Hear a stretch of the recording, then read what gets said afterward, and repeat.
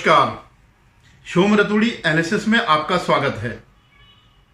दोस्तों, आज हमारा देश एक ऐसी कैटेगरी में आ गया है जो एक्सेप्शनल है।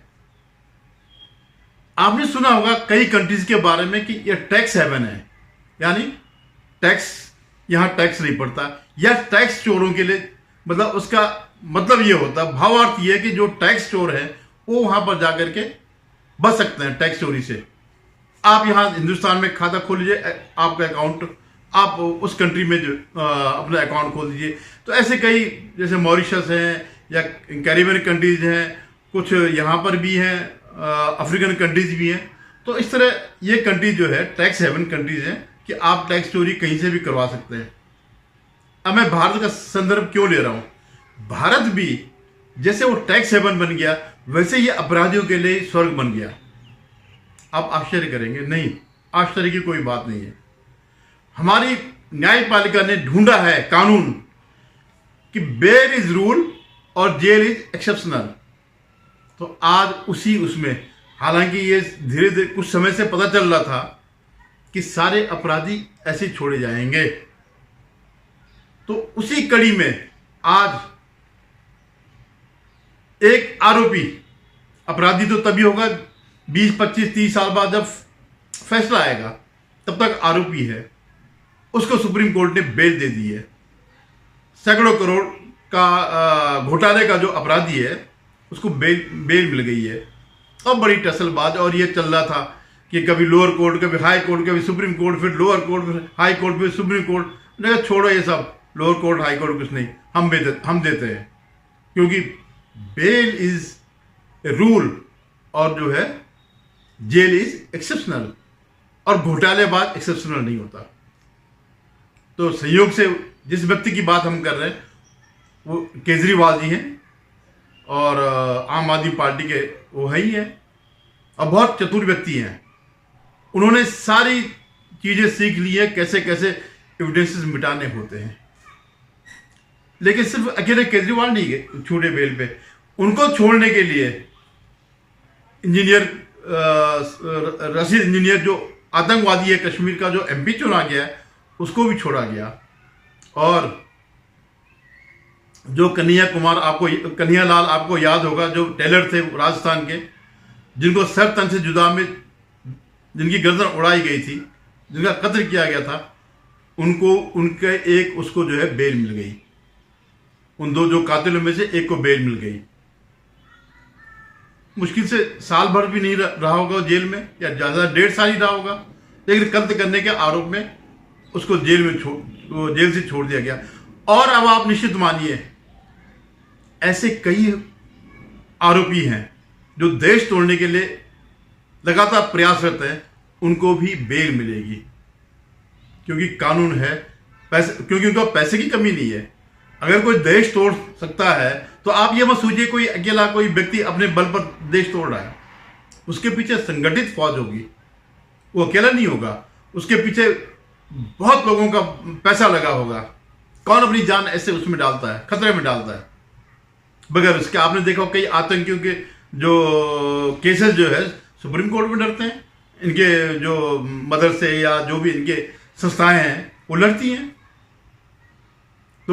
तो ऐसे अभी एक एक करके ऐसे कई छूटेंगे इसी रूल पर। और बेचारा माल्या, बेचारा नीरव मोदी और ऐसे से कई भगोड़े, अगर उनको पता होता कि ये कानून में हमारे यहां है, हालांकि वो बहुत पैसे वाले थे, उनके पास भी बड़े बड़े वकील रहे होंगे, लेकिन वो वाले वकील नहीं थे। वो आप समझ रहे हैं ना, वो वकील नहीं थे जो इसको खोद करके लाए, जिन्होंने कंपेल किया कि भाई ये भी कानून है, और सीधे जाकर के सुप्रीम कोर्ट में वो कर दिया, वहां से बेल खरीद ली नहीं, सॉरी, मतलब बेल करवा दी। तो अब वो पछता रहे कि यार 2-3 महीने अगर हम जेल में रह लेते तो फिर क्या था, उसके बाद बेल में छूट जाते। और बेल में छूटने का मतलब है जिंदगी भर के लिए बाहर। आपने देखा होगा ना, लालू यादव बड़ा आजकल इंडी गैंग का नेता बना हुआ है, रोज मोदी को गाली देता है, तो वो सजा याफ्ता है। लेकिन वो बेल पे छुटा हुआ है, बैडमिंटन खेल रहा है और उस पे है, मेडिकल ग्राउंड पर जो है बेल पर है, और पूरा मजे लेता है, पूरा दौड़ना भागना घूमना फिरना सब कुछ जो मंचों में ये है वो है करके। तो फिर हमारे यहाँ क्या है, आपको बेल मिल गई, अब आप ये निश्चित माने आप दोबारा कभी जेल नहीं जाएंगे, क्योंकि जब तक ये फैसला आता आता आता है तब तक पता नहीं कितनी सदियां गुजर जाती हैं। अरे लोअर कोर्ट में ही 5-5 10-10 साल हो जाते हैं एक केस को चलते हुए, और जब आपके पास पैसा हो, आपकी पकड़ मजबूत हो, आप अच्छे अच्छे वकील रख सकते हैं, तो फिर कौन माएगा लाल उस केस को लोअर कोर्ट में खत्म करेगा? फिर डिस्ट्रिक्ट कोर्ट होगा, मतलब पहले सीएम क्या होगा, फिर डिस्ट्रिक्ट कोर्ट होगा, फिर हाई कोर्ट होगा, फिर सुप्रीम कोर्ट होगा। अब सुप्रीम तो सुप्रीम है भाई, वो किसी भी को भी वो कर सकता है कि नहीं, अगर कोई नहीं अगर वहां गया है लोअर कोर्ट में अगर नहीं जाता है, चलो कोई बात नहीं, आ जाओ आ जाओ आ जाओ, क्योंकि ये लॉ है। लेकिन ये लॉ किसके लिए? सिर्फ पैसे वालों के लिए। मैं सुप्रीम कोर्ट से पूछना चाहता हूं कि अगर ये लॉ है तो जो 3 महीने से या साल भर से या 2 साल से ज्यादा जेलों में बंद है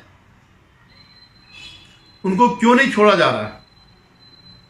लालू यादव भी तेरे, उनको क्यों नहीं बेल पर छोड़ा जा रहा? जो अंडर ट्रायल है वो भी तो इंसान है, ठीक है, उनको पैसा नहीं है, वो बड़े बड़े वकील नहीं खरीद सकते हैं, लेकिन कानून के नजर में तो वो भी उतने गुनाहगार है जितना गुनाहगार केजरीवाल है, या जितना गुनाहगार मनीष सिसोदिया, या जितने गुनाहगार वो जो इंजीनियर है जे.एन.के का रशीद इंजीनियर, या वो जो कन्हैयालाल का हत्या का आरोपी है, वो भी तो उतना ही है, दोनों बराबर है। कि सिर्फ इसीलिए, और आप ताजुब करेंगे कि माननीय राष्ट्रपति महोदय ने यह बात सुप्रीम कोर्ट के जजों के सामने कही कि लोग जो है बेल के लिए पैसा न होने की वजह से, वकील न खड़े करने की वजह से उनकी जितनी सजा हो सकती है उससे भी ज्यादा हो गई और जेलों में पड़े हैं। तो क्यों नहीं आप कर देते हैं कि भाई जितने भी हैं सब मुचलके पे छोड़ दो, उनके परिवार के मुचलके पे, बगैर कोई वकील खड़ा किए हुए एक आदेश जारी कर दो कि हम उसकी सजा ज्यादा जो है उसको जेल में नहीं रखा जाए, तो आधी सजा या 2 महीने 3 महीने 4 महीने, लोग तो ऐसे से भी हैं कि जो जितनी उनको सजा मिलनी है उससे ज्यादा वो जेल में पड़े हुए हैं। तो आप एनजेसी कानून को खत्म कर सकते हैं, संसद के पास कानून को, तो आप ये बनाने में क्या दिक्कत है? एक ऑर्डर ही तो निकालना आपने। आजकल तो ऑर्डर तो डिजिटल होते हैं, अपने कोर्ट हाई कोर्टों को आदेश कर दीजिएगा, डिस्ट्रिक्ट जजों को आदेश कर दीजिएगा, नीचे लोअर कोर्ट को आदेश कर दिया, एक क्लिक पे पूरे कोर्ट तक जो है ये पहुंच जाएगा। अगर उनका पैसा नहीं है, उनको नहीं, ये ड्यूटी उनकी डाल दो जजों की कि आप लिस्ट निकालो और उनके परिवार के लोगों से जो भी है परिवार में मुचल के ले लो कि ये कहीं नहीं भागेगा, अगर ये भागेगा तो हमारा मकान जब्त कर लेना, हमारी झोपड़ी जो भी है, बगैर किसी वकील की आप ये सीधे वो निकाल दो। तब जा करके हम मानेंगे कि बेल इज लॉ, अगर उनको भी मिलता है। अब मैं केजरीवाल जी पे आता हूं। आपने एक जज साहब है भुइयां जी, तो उन्होंने बहुत कुछ कहा, उसमें दो जजों की बेंच थी, तो भुइयां जी ने बहुत कुछ कहा, ये है वो है, अपनी बात वो करे, और डिसेंट ऑर्डर उन्होंने वो रखा, अपना डिसेंट नोट भी उसमें दिया कि हम इससे वो नहीं, क्यों क्या जरूरत थी, और ये सब चीजें हैं कि जब उसको पीएम, इससे जब टफ लॉ पीएमएलए में उसको बेल मिल गई तो सीबीआई में क्यों नहीं? ये क्या लॉजिक हो गया?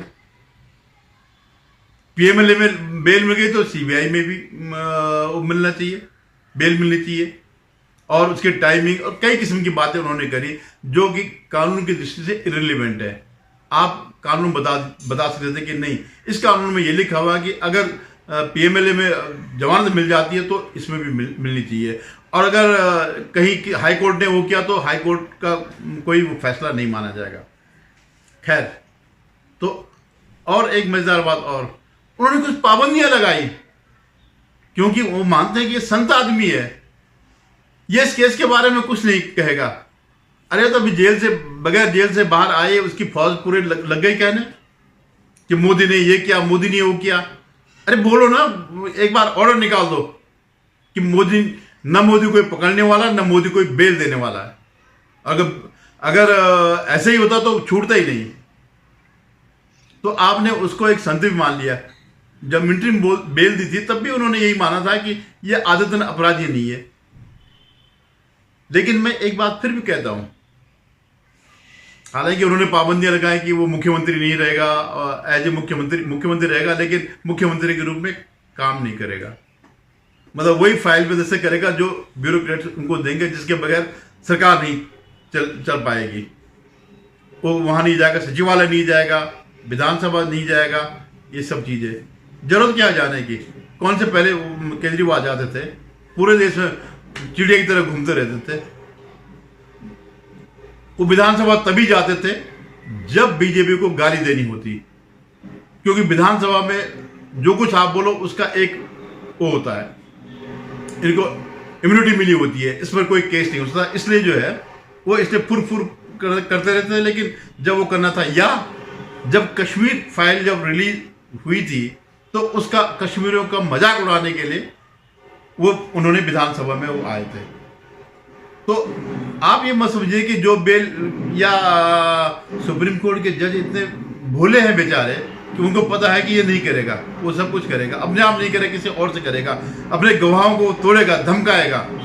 क्योंकि 20-30 साल तक मुकदमा चलेगा तो तब तक तो जो भी गवाह है उनको तो कूट के ठीक कर देंगे। इसके लोग, सरकार इनके पास 2 सरकार हैं, जहां चाहे वो कर सकते हैं। और जो लोग इतना फ्रॉड करते हैं उनके लिए ये कोई बहुत बड़ी चीज नहीं है। तो ये जो है, तो मैं कह रहा हूं ऐतिहासिक दिन है।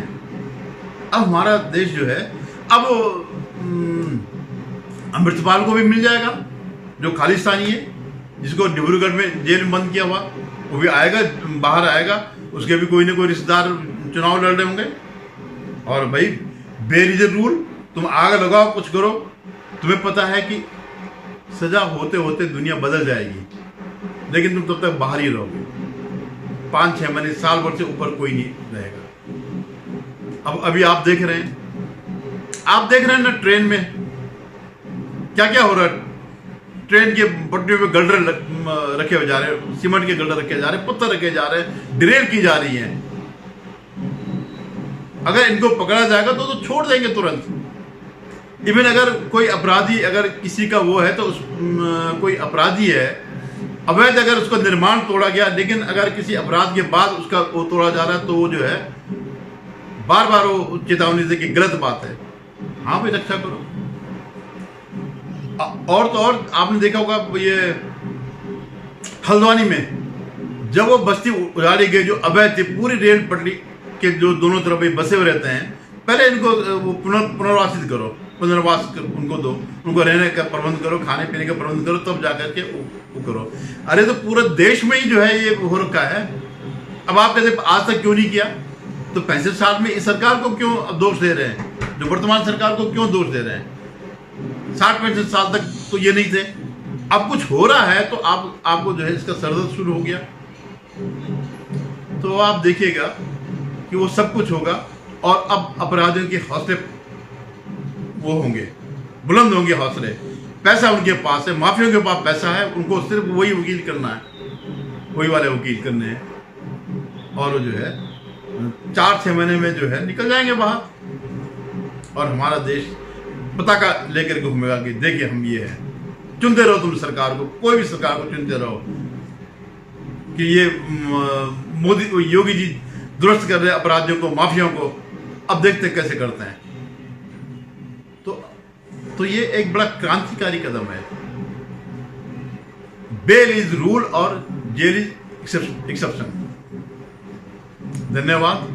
उम्मीद करता हूं कि आप लोग मेरे इस कहने पे ना आए कि सब लोग अपराध में वो होंगे, क्योंकि अपराध छोटे मोटे अपराधों के लिए आज भी वही ट्रेडिशन है, वही 10-10 साल या नहीं भी अगर अपराध है तब भी आपके खिलाफ कोई भी मुकदमा कर दो, जो कि आज एक बड़ी आम बात है। क्योंकि इनको पता है, जो माफिया है सिविल केस कर दो किसी के खिलाफ, उसकी जमीन हड़प लो और उसके खिलाफ सिविल केस कर लो। कोई माए का लाल जो है फिर उसको छुड़ा नहीं सकता, क्योंकि 20-30 साल तक मुकदमा चल रहेगा, तब तक वहां पर वो अपनी बिल्डिंग खड़ी कर देगा, उसको आगे बेच देगा। करते रहो जो करना। धन्यवाद। आपसे निवेदन, आप मेरे चैनल को सब्सक्राइब करेगा, शेयर कीजिएगा और कमेंट करेगा।